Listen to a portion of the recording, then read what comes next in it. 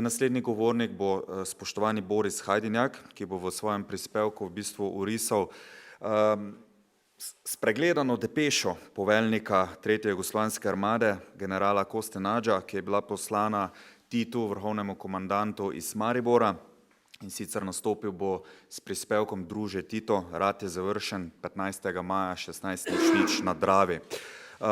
Hajdinjak je sicer že od leta 2017 direktor Centra judovske kulturne dediščine Sinagoga Maribor, je avtor člankov in knjig o srednjeveški in pa zgodnjenovoveški zgodovini Slovenije, o zgodovini Maribora v prvi polovici 20. stoletja, ter zlasti zgodovini holokavsta v Sloveniji in državah nekdanje Jugoslavije. Kot avtor ali soavtor je sodeloval pri razstavah muzejev v številnih slovenskih in tujih mestih. Njegovi najobsežnejši razstavi o holokaustu sta razstavi vsem poznani Tu se je smrt utrudila do smrti, slovenske žrtve Auschwitza, leta 2020 je bila razstava izdana, in pa zgodba o dveh transportih, medžimurski in prekmurski Judje med holokaustom. Razstava je šla leta 2023. Bil pa je tudi sopobudnik postavitve Štolperštajnov oziroma Spotikovcev ter imenovanja 5 prekmurcev za pravičnike med narodi. Spoštovani Hajdinjak, izvolite, beseda je vaša.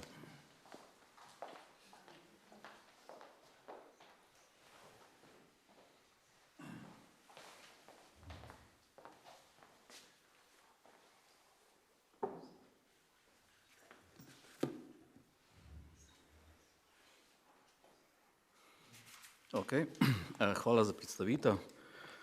Upam, da bom se uspel držati časa. Tema je obsežna. Torej, naslov referata je namenoma izbran zaradi dobro poznanega naslovnika, ampak tudi zaradi tega, ker je pač to poslal malo manj znani pošiljatelj. Zdaj, kar se mene tiče, sicer ta zadeva pravzaprav ni čisto po naključju zrasla, namreč naj bo dovoljeno malo osebne reminiscence. Letos je sicer 80 let konca druge svetovne vojne, ampak obenem je tudi 40 let, odkar sem jaz prvič nekaj o zgodovini napisal. Pred 40 leti sem bil v 4. letniku druge gimnazije Maribor in sem imel raziskovalno nalogo o zaključnih bojih na Koroškem. Tako da od takrat naprej mi je ta tema zaključnih bojev, pa sicer vsega tega, precej znana. Priznam pa, da to nedavnega, tega samega telegrama nisem poznal, oziroma kot kaže, tudi nisem bil edini, zato se mi tudi smiselno nekaj več o tem povedati. Ampak kar k samemu začetku vsebine. Tale slika, ki jo tukaj vidite, je meni od takrat pred 40 let pred očmi.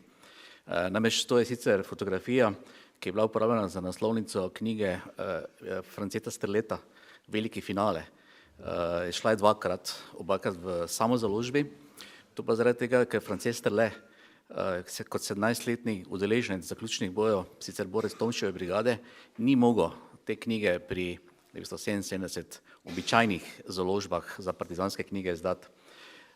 Jaz takrat, ko sem to pred 40 leti bral, seveda sem dobil neki občutek, da je to na slovenski strani, kot je bil ta avtor Strle, pa tudi še katerih višjih, bilo neko nezadovoljstvo, ne vem, kako bi točno se izrazil, zaradi tega, ker se jim je zdelo, da so vso slavo, če hočete Smetano, pobrali pač oni, ki so bili višjih činov, in to so bili predvsem iz jugoslovanskih enot, konkretno iz 3. divizije. Milan Basta je približno v istem času napisal knjigo Rat je završen 7 dana kasneje, in tam seveda bi pravzaprav lahko ugotovili, da izpade, kot da so pa samo jugoslovanski, torej te vojvodinske enote konkretno osvobajale oziroma te dosegle. No, 40 let kasneje, pač, ko človek gleda objektivno na te zadeve in kot zgodovinar izkušen vem, da pač vedno treba obe plati pogledati, mi je čisto jasno, da tista slovenska užaljenost ni bila povsem upravičena, kot tudi ta, če hočete, jugoslovanska prevzetost tudi ni bila povsem neupravičena. Teda resnica je kot dostikrat nekaj vmes. Samo z dobrim sodelovanjem slovenskih partizanov in jugoslovanske takrat že redne vojske je bila možna ta zadeva. To je vsaj moje mnenje. Ampak vseeno ostanem pri tej fotografiji. Na tej fotografiji vidite, sicer so podčastniki, vodniki so, ampak ko pogledate te odločne može, tudi po 80 letih, mislim, da ne more več nišče reči, da Slovenci nimamo vojaške zgodovine oziroma nismo imeli vojske. Tisto, zakaj sem dal namenoma to sliko na začetek, pa je, čeprav bo govora o Kostanadžu, Titu, o visokih častnikih, ne, nihče od teh ni tega sam naredil. Vsi so morali imeti prepričane, motivirane, sposobne vojake, takšni kot so tile, ne, in če rečem zelo direktno, ne, njim predvsem, ali pa tudi njim je postečen ta referat. Naprej. Torej, kdo je bil Kostanač? Kostanač je, kot priimek jasno pove, bil madžarskega porekla, je pa seveda v Petrovaradinu, to je danes predmestje Novega Sada, tisto, kar je čez Donavo, ne, relativno krajši del svojega življenja preživel, do konca odrašča on potem v Zagrebu. In je tudi zaradi tega bil v tistih jugoslovanskih časih, jaz se ga še spomnim, namreč on je bil potem tudi dolgoletni predsednik Zveze borcev Jugoslavije, bil tako rekli zelo tipični Jugoslovan, ne? On je bil Madžar, ampak je odraščal v Zagrebu, če bi poslušali jezik, ki je govoril, je bilo to pač recimo temu srbo-hrvaščina, ne? V vsakem primeru izjemna osebnost iz več vidikov, ne? In pač tudi iz tega vidika, ko se danes gleda te stvari nazaj, ne, se dostikrat pozablja, da pač ni bilo tako vse enoznačajno, kot se to dostikrat predstavlja predvsem tisti, ki niso živeli v tistih časih. Naprej. Tisto, kar je njega naredilo to in zakaj je on tako pomemben, bil potem tudi v vojaškem smislu to, da je bil eden izmed redkih, ki je imel vojaške izkušnje, preden se je začela druga svetovna vojna. Prvič je bil poklicni podoficir stare jugoslovanske vojske, vendar je zaradi svojega političnega delovanja zelo hitro izgubil službo, celo v zaporu je bil, potem se je pa seveda 1936. leta priključil prostovoljcem v španski državljanski vojni in šele tam v Španiji postal komunist. V španski državljanski vojni je naredil za takratne razmere zelo pomembno kariero od poveljnika voda, četa, bataljona do poveljnika brigade. Torej v zadnjih operacijah, v začetku 1939. leta je on že poveljeval brigadi. Zdaj vsi tisti, ki veste nekaj o vojski, veste, da to ni čisto preprosto. To so bile internacionalne brigade, ne, ampak ni nepomembno poudariti, ne, da je večina ključnih vojaških voditeljev Jugoslavije med drugo svetovno vojno in po drugi svetovni vojni, tu je konkretno z generalom Gošnjakom. General Gošnjak je bil dolgoletni obrambni minister Jugoslavije, kot tudi, da so bili konkretno vsi štirje poveljniki jugoslovanskih armad v zaključnih operacijah, nekdanji španski borci, vse pove o tem, koliko je bila ta španska državljanska vojna čisto v tem tehničnem smislu pomembna. Torej, on je bil potem naprej, kot vsi ostali, nekaj časa interniran v Južni Franciji, 1941. leta se je uspel z večjo skupino španskih borcev prebiti do domačega Zagreba, potem pa je zelo hitro dobil pač sektor delovanja v Sarajevu oziroma v vzhodni Bosni, da bi bil potem v začetku 1942. leta premeščen v zahodno Bosno. V zahodni Bosni se reče Bosanska krajina. Krajina sicer več, ne, ampak zdaj, ko rečemo krajina, krajišniki, potem vedno mislimo ta zahodni del.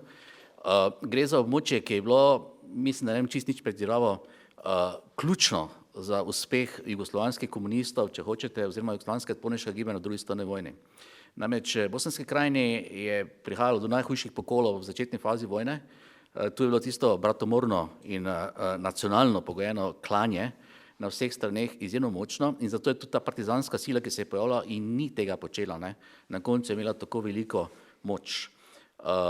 Pretežno seveda je bilo prvotno v Bosanski krajini za partizane srbsko prebivalstvo, ampak je to seveda pač širša zgodba, katerih detajlov ne moremo zdaj razlagati.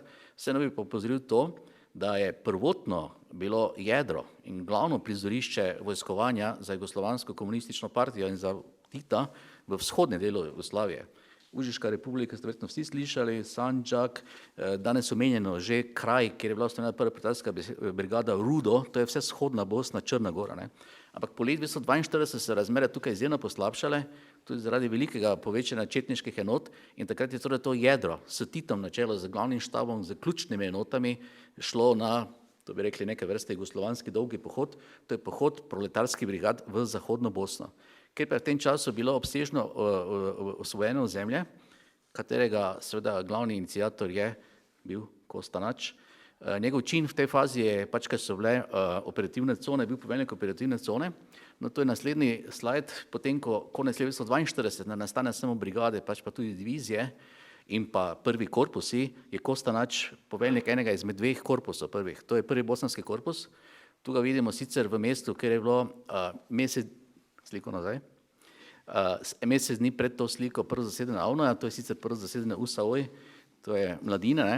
Ampak detajl, ne, ki je tukaj in spet tisti, ki ste vse približno kaj zdaj brali ali pa moče vse gledali film Bitka na Neretvi, je ta znamenita Bihaška republika. No in tu Kosta Nač govori, zdaj je zemljevid, no in tisto največjo suverenost zemlje, to je Bihaška republika.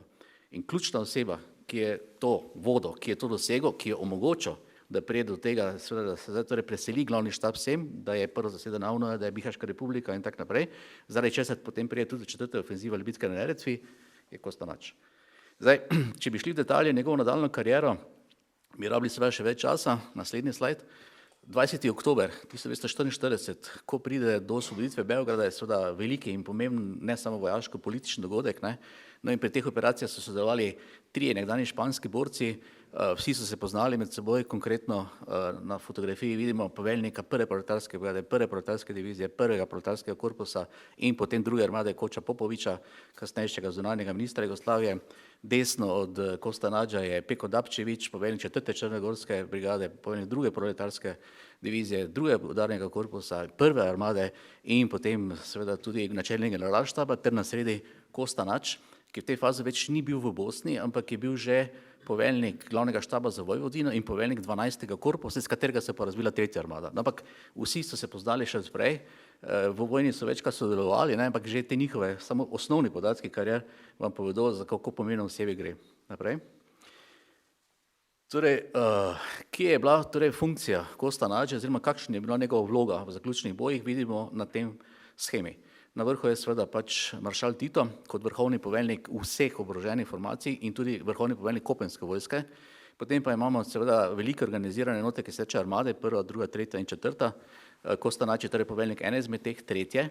In potem pride pa na okupiranih ozemljih takrat še Hrvaške in pa Slovenije glavna štaba. Zdaj, ključna slovenska partizanska enota na območju Štajerske in Koroške je bila četrta operativna cona, ki je bila torej še nižji nivo, torej ona je bila podrejena glavnemu štabu in Slovenije in ki je do konca vojne tudi ohranila operativno neodvisnost, kar pomeni, da ni neposredno bila podrejena Kosta Nađ, ampak Kosta Nađ je bil in pa tretja armada, če že hočemo, je bila bistveno više po vojaški hierarhiji. In ta telegram, kot je zdaj seveda iz tega tudi razvidno, ne, je moral poslati Kosta Nač, ker je bil v tem trenutku na tem prostoru najvišji vojaški poveljnik, čeprav pa seveda niso samo njegove enote pri teh vojaških operacijah sodelovali. Naprej. Torej, bilo je govora o vojaških enotah, govorimo torej o četrti operativni coni. Operativna cona je oblika vojaške organizacije, ki je bila značilna ne samo Slovenija, pač pa tudi za ostale Jugoslavije, v 1942, 1943. V večini primerov so se iz operativnih con razvili korpusi, na Sloveniji dva. Na območju Dolenjske, Notranjske 7. korpus in na območju Primorske in Gorenjske 9. korpus. Četrta operativna cona pa nikoli ni prerasla v korpus, čeprav je bilo več poskusov v tej smeri. Ampak recimo, da je to nekaj kot korpus, zdaj spet za tiste, ki mogoče niso tako blizu vojaško terminologijo, ne, če je brigada zelo velika enota, je divizija še večja, korpus pa še večja. Ampak tu smo nekje.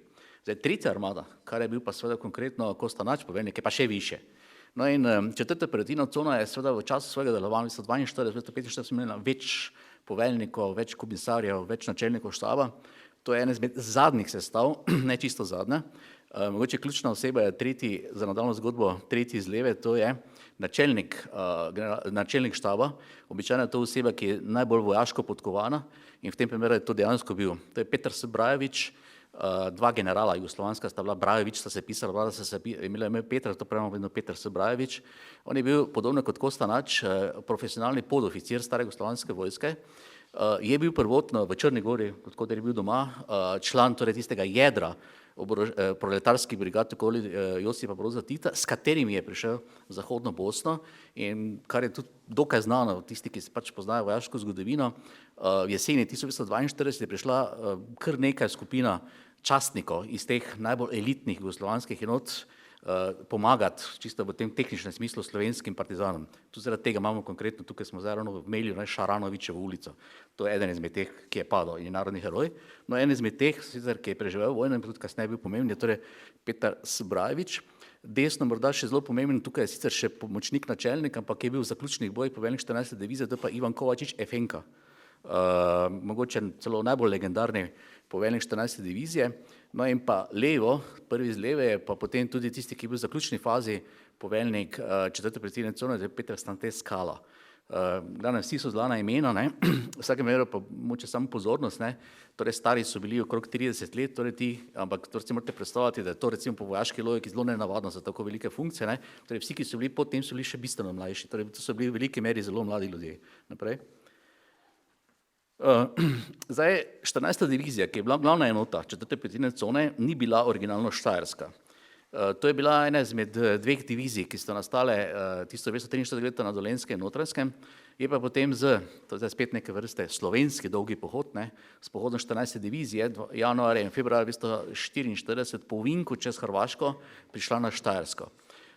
Oseba, ki je na tej fotografiji, najbrž brez izjeme vsi prepoznate, ne, je sicer mogoče nič ne pretiravam, če rečem najbolj znani kulturni ustvarjalec iz druge svetovne vojne iz slovenskih partizanskih krogov, Karl Destovnik Juh. On je bil eden izmed redkih pripadnikov te 14. divizije, ne, ki je bil iz Štajerske. On je bil s Šoštanja, v času okupacije je živel v Ljubljani, se je pridružil partizanom in potem se svojo enoto vrnil na Štajersko, da bi padel v neposredni bližini svojega domačega kraja pri Belih vodah, kar je čisto blizu Šoštanja. Ampak namenoma sem zbral tudi to fotografijo, ker je sad enega izjemnega dela premalo poznanega partizanskega fotografa, to je Jože Petek, padel v drugi svetovni vojni. Če imate zdaj priložnost si pogledati njegove čudovite fotografije, enkratne fotografije, je profesionalni fotograf tudi, ne, bo vam vse povedal. Ampak tudi prikazuje, kako težke seveda boji so bili, da so prišli. Zdaj, to je bilo februarja 1944 do drugega leta, do spomladi, ne, se je torej ta kader v veliki meri menjal, ne, torej te enote, ki so stale 14. divizije, so se v veliki meri postale res štajerske, ne, še vedno pa je bilo tu zelo veliko ljudi, ki seveda niso bili štajerske. Kdo konkretno naprej? Torej, brigade 4. petine cone 3 so bile prvotno v 14. diviziji, ne. Vse so slovenske brigade načela imela neka imena, ne. To so dostikrat pesniška imena, kot je recimo Prešernova brigada Cankarjeva, ne. No, v primeru 14. divizije so bili vse vojaški poveljniki oziroma komunisti, ki so pač pred tem padli. Vse tudi številke zaporedne, ki vam tukaj govorijo, gre za relativno zgodne, ne, pač vedno je logika, če je neka prva brigada, prva divizija, potem je to nekaj zelo zgodnega, običajno nekaj bolj elitnega, ne. Res pa, da sta bili dve originalno štajerski brigadi, Šlandrova in pa se z našega mariborskega vidika, ne, pač najbližja, tako zvana tudi Pohorska brigada ali Zidanškova brigada. Te dve brigadi sta v neki fazi, tik pred temi zaključnimi operacijami imeli svoj štab, ker je bila želja, da bi nastale v diviziji, ampak to se nikoli ni uresničilo in v zadnji fazi so tudi te dve brigadi priključili potem 14. diviziji, kar vem, da je 14. divizija dejansko v zaključni operaciji imela celo potem 5 brigad. Izpostavil bi najmlajšo brigado, to je šele 7. maja 1945. leta ustanovljena v Prekmurju Prekmurska brigada. Z mariborskega vidika je ta seveda tudi zelo pomembna, ker je bila prva redna slovenska partizanska enota, ki je prišla v Maribor. Drugače pa seveda ta 7. maj, ne, torej 3 dni prej, ne, deluje kot, to so bili sami majski hrošči, ali kaj. Vsi, ki se starejši poznate ta izraz, pač partizane, ki so šele maja postali, ampak v praksi temu ni bilo tako. Ta Prekmurska brigada je bila v veliki meri sestavljena seveda iz mobilizirancev iz Prekmurja, ampak kader, pa jedro so bili pa zelo izkušeni partizani, zelo tipično kozjanski odred, ene izmed sploh najboljših enot slovenskih partizanskih na območju Štajerske in pa danes že omenjeni slovenski bataljon 5. krajiške divizije, ki sicer imel zelo velike izgube ravno v začetku 1945, je bil razformiran, ampak jedro teh borcev je prišlo sem in je potem predstavljalo kader, iz katerega je ta Prekmurska brigada nastala. Kar pomeni, da čeprav bila zelo mlada po nastanku, ne, po borcih nikakor ni bila neizkušena. Naprej. Tretja armada je nastala 1. januarja 1945. To je ena izmed fotografij pač štaba njenega. Za našo nadaljno zgodbo, seveda poleg Kosta Nađe, ki je bil na sredini, sta pomembna tisti, ki levo prvi stoji, to je Sreta Savič, on je poveljnik 51. divizije, tisti, ki je najbolj direktno sodeloval v teh bojih, in pa tisti, ki je desno od Kosta Nađe, to je že omenjeni Milan Basta. Milan Basta je bil originalno v 6. lički diviziji, še ena zelo znana partizanska enota, torej ni bil iz Vojvodine, bil je iz Like, današnje Hrvaške, in je tudi potem po vojnih časih imel kar neke visoke funkcije, zato so te njegove knjige, kjer je zelo enostransko neke stvari prikazoval v zaključnih bojih, pravim, po mojem mnenju, ne, takrat slovenske partizane v 70. letih toliko bolele. Ampak drugače pozoril na to, kdaj je bila ta fotografija posneta in kje je bila posneta. 28. marca še v Baranji. Baranja je 300 km stran od Maribora, kaj šele od Koroške, in šele 12. aprila, torej 14 dni po nastanku te fotografije se je tretja armada začela premikati preko Drave, preko Slavonije, skozi težke boje. Dosti krat slišimo, spet zelo neupravičeno slovenska stran, ja, se so ovirali, pa niso mogli, pa zakaj niso prej prišli, ne, niso mogli. To so bili težki boji. Jaz sem šel pogledat natančneje malo spiske žrtev po teh brigad vojvodinskih in divizij in gotovil, da to je stotine partizanov, pretežno iz Vojvodine, padlo v veliko krajih, preden so prišli do Maribora. Teda to ni bil noben sprehod, boji so bili zelo težki in torej ta nekaj v tem smislu, da so jih pustili, pa niso dovolj pravčasno prišli, ne zdrži nobene resne zgodovinske ocene. Naprej. Divizije in brigade, ki so konkretno sodelovali s tretje armade, so bile spet na papiru, relativno mlade. Zdaj, če pogledamo recimo, kaj je sestavljalo 51. divizijo, ki je spet po številki 51. divizija, to je zadnja divizija, ki je bila sploh ustanovljena, je treba povedati, da je bilo to vse pretežno zelo mladi po nastanku, ampak vojaki sami v teh enotah niso bili neizkušeni. Opozoril bi en detalj, da je ena izmed teh brigad, Slovaška, bila razformirana zaradi velikih izgub, torej ista zgodba kot pri slovenskem bataljonu. Torej spet, če govorimo o tem, kakšne izgube so bile ali pa ne, mislim, tu zelo jasno vidno. Torej morali so razformirati nekatere najmlajše enote, da so stare enote popolnili. Sodelovala je potem še ena brigada iz 36. divizije in pa za nadaljno zgodbo tudi zelo pomembno, 17. vzhodno-bosanska divizija, ki je sicer prvotno bila v drugi armadi, ampak ravno zaradi teh potreb, pri tretji armadi, tik pred koncem zaključnih bojev premeščena na sektor tretje armade. Dve izmed teh brigad, ki sta sestavljala 17. divizijo, so sodelovali v bitki na Sutjeski. Zdaj tisti spet, ki poznate vsaj malo zgodovino druge svetovne vojne na jugoslovanskem prostoru, veste, da pač nekaj ultimativnejšega preizkusa za vojaške enote, kot je bitka na Sutjeski, ni bilo. Torej to nikakor niso bile neizkušene enote. Naprej. Zdaj, ognjeni krst 51. divizije, ta, ki je najbolj direktno sodelovala v zaključnih bojih na Koroškem, je bila bitka pri Batini. Velika, pomembna, ključna vojaška operacija in seveda en izmed najbolj znanih primerov sodelovanja sovjetskih in jugoslovanskih enot. Šlo je za forsirane reke Donave. Če boste zdaj v Batini, boste videli na vojvodinski strani na Bački je ravno Baranja, tukaj je pa ta Batina, je pa Spetina. No in tu je bilo treba prečkati Donavo, bitke so bile zelo težke, sami vidite po teh datumih, da so zelo počasi napredovali in to so bile čisto nove enote, ki so takoj bile porinjene v najhujši ogenj. Zdaj samo število izgub, torej na spomeniku v Batini je napisanih 1237 sovjetskih vojakov, ampak to je vsaj, ker je verjetno številka še večja, in pa na muzeju na srbski strani je napisanih vsaj 648 jugoslovanskih, pretežno takrat novo mobiliziranih vojakov. Torej spet zgodbe o tem, kako so se obirali, pa da so počasi napredovali, so odgovor v tem. Torej bili so zelo težki boji, bile so velike izgube, enostavno hitreje ni šlo. Naprej. Zdaj, ko govorimo o koncu druge svetovne vojne v Sloveniji, v Jugoslaviji oziroma v Evropi, zdaj bilo je povedano, da se formalno konča, naslednji slajd, z kapitulacijo podpisano v predmestu Berlina, zdaj spet kako štejemo po berlinskem času, po moskovskem času, ampak tisto, kar je ključno za našo zgodbo, je to, kar se je zgodilo 9. maja zjutraj ob 6. ko je načelnik štaba 4. petilne cone, premijer Peter Brajevič, spostavil stik z nemško armadno skupino E. Tukaj ste verjetno slišali, potem v Topolšici pride do predaje feldmaršala Löra in to se je potem seveda bi lahko rekli, bi končala zadeva, če se ne bi stvari zapletle. Namreč na tem območju niso bile samo koliko toliko disciplinirane nemške enote, ampak je bilo v veliki meri seveda veliko enot, ki niso bile nemške. Šlo je seveda pretežno za vojaške enote NDH, sestavljene iz domobrance in ustaše in pa seveda četnike. No in zaradi tega se je potem zadeva seveda vlekla še en teden naprej. Tudi sam Lr je konkretno izkoristil in je uspel celo potem pobegniti, pa so ga potem ponovno dobili. Zdaj, dostikrat se reče, da je zadnji streli na jugoslovanskem bojišču so padli 15. maja 1945 Pritski pri Poljanah. Zdaj, doktor Linasi bo sigurno še podrobno o tem govoril, ampak na spomeniku piše prav, zadnji boji niso bili 15. maja pri Poljani, ampak 14. ker enote, ki so se tukaj sicer bojevali, niso mogli preprečiti nadaljnega prodora, predvsem ustaških enot naprej proti Pliberku. Je pa tu korektno napisano, da je bil to skupni boj slovenskih in jugoslovanskih partizanskih enot. Zelo težki boji so bili pri Dravogradu in upozoril bi na to, da bolgarski delež, katerega pravzaprav sploh ne poznamo, razen pač nekaj floskul, sploh ni bil tak majhen. Mene je presenetilo, da recimo v vseh uradnih publikacijah v slovenski strani piše, da je recimo v zadnjih bojih pri Dravogradu sodelovalo 12 in 16 bolgarski polk. 12. 16. bolgarske polka ni bilo, ker je bila 12. in 16. bolgarska divizija. Zdaj, razlika med polko in divizijem je velika in v praksi to pomeni, da torej delež bolgarskih enot, podobno kot jugoslovanski, bil očitno precej večji, kot smo do zdaj vedeli ali pa hoteli sprejeti. Tudi ni nepomembno, bolgarske enote so bile bistveno boljše opremljene in celo boljše izvežbane, kot so bile jugoslovanske. Vse tukaj pri Dravogradu je zelo odločilno vlogo imela njihova artilerija. Naprej.